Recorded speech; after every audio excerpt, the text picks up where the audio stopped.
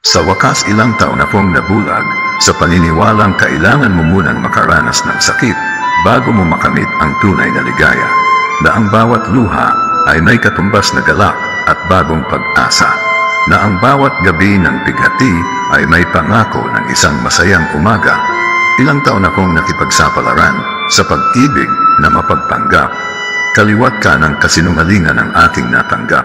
Pag-ibig na sa harap ng madla ay puno ng kilig at lambing, ngunit sa ilalim ng mga yakap at mga halik ay ang mga pasa at sugat na dulot ng pag-iibigan. Ilang taon akong nasanay sa kalungkutan, walang kadala-dala, sugod lang ng sugod sa laban. Alam ko namang sa bandang dulo ay ako ang uuwing talunan. Pilit akong kumapit sa maling tao, o tamang tao sa maling pagkakataon, o sa akala ko'y tamang tao, pero hindi naman ako ang siyang gusto.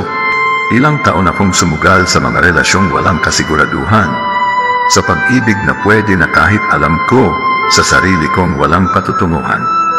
Ilang taon akong pansamantalang nakisilong sa iba't ibang tahanan, na sa unay buong puso ang pagtanggap, ngunit sa bandang dulo ay walang habas din akong pinagtataboyan palabas.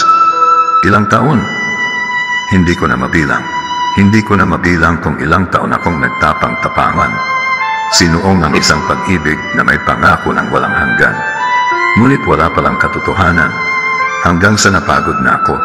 Sa wakas, napagod na ako. Napagod na akong magtiwala. Natakot na akong magtiwala.